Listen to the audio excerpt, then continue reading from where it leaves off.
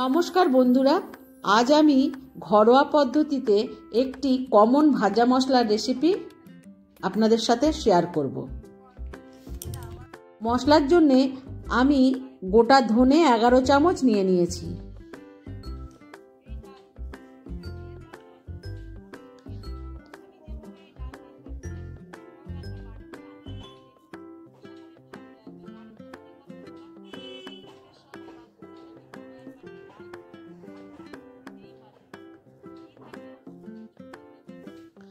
আট চামচ গোটা জিরে নিয়ে নিয়েছি।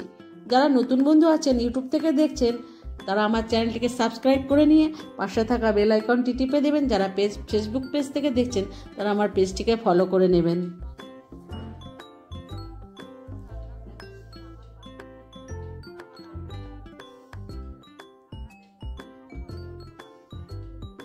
এরপর আমি 20টি শুকনো লঙ্কা নিয়ে নিয়েছি।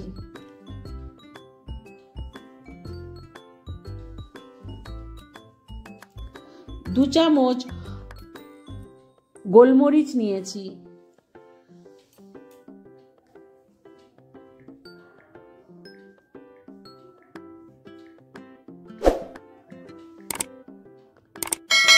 দশ থেকে 12টা তেজপাতা নিয়েছি।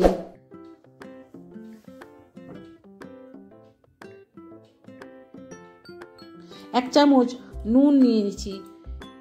এরপরে গ্যাসের ফ্লেমটা হালকা করে নিয়ে খুব আস্তে আস্তে ভেজে নেব। তেজপাতাটাকে আমি পরে হাতের সাহায্যে ছিঁড়ে নিয়েছি। এইখানে মশলাটাকে আস্তে আস্তে ভাজবো। খুব হালকাভাবে ভেজে একটি পাত্রে ঠান্ডার জন্য ঢেলে দেব।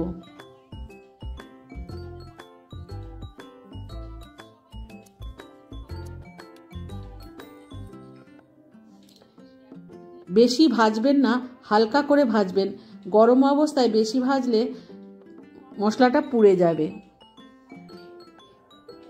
এই মশলাটা নিরামিষ সবজি কিংবা মাছের ঝোল খেতে যখন মশলা বাটতে ভালো লাগবে না, তখন এই মশলাটা দিয়ে তরকারি, মাছ রান্না করবেন, ভালো লাগবে।